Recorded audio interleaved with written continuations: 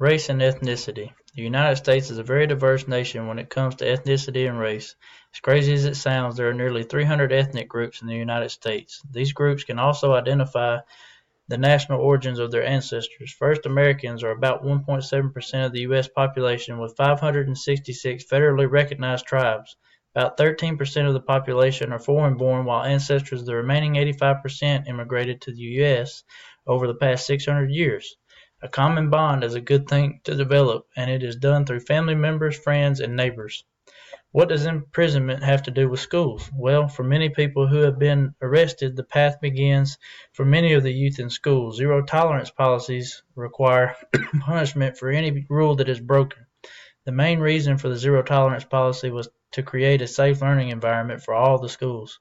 Fortunately, it has been taken advantage of and caused many students to be expelled or arrested for something that didn't require that level of punishment. For example, students have been either expelled or arrested for having cough drops or Tylenol, paper swords, or a toy gun. Even though some punishments may have been appropriate, critics of the zero tolerance policy say that things have been taken way too far. When a student is expelled, they have nothing to do at home and can start to participate in activities that are illegal and gets them arrested. Once a student enters the juvenile system, it is hard for them to get back into a traditional school. This makes it difficult for those students to graduate high school due to them not getting into school. There are many teachers who say that they are colorblind when it comes to treating students equally. Teachers do not like to confront any racial issues in the school or classroom, but if they are more aware of the racial issues, then it makes things easier to control and helps the teacher understand exactly what is going on in the school. Teachers should acknowledge the racial differences and make themselves aware of different ways that they can influence learning instead of acting like race and ethnicity do not exist. First thing that has to happen when confronting racism is to realize that racism exists and that if the teacher is white, they have more than likely benefited from it. We don't like to discuss racism, and eventually we have to confront our own feelings and beliefs. Once a teacher realizes that discrimination is happening in society and the schools, then it will make it easier to believe a student of color when they report an incident of discrimination or racism. Latino, American Indian, and African American students are not able to meet the standards given by the standardized tests that are required in most states. This results in many students of color either not moving on to the next grade, not being able to graduate high school, or even dropping out of school altogether. Unfortunately, it is easy to put the blame on a student's home life or even a past teacher. In reality, teachers are expected to help students learn no matter what their situation is at home or who their teacher was the year before.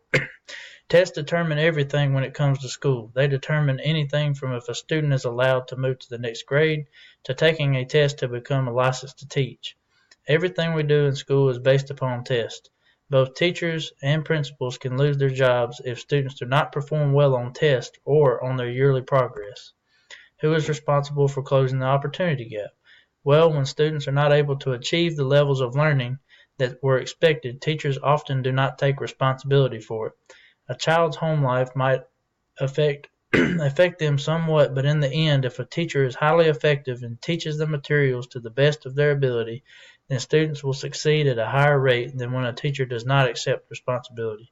Effective teachers matter, and students who have been assigned the most effective teachers for years in a row will have higher levels of performance than students who do not have effective teachers.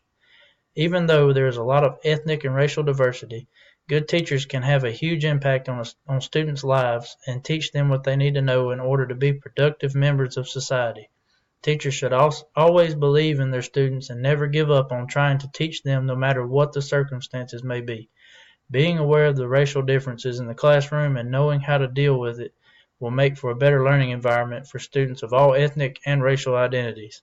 Our challenge as teachers is to become the teacher who does not allow our students to fail.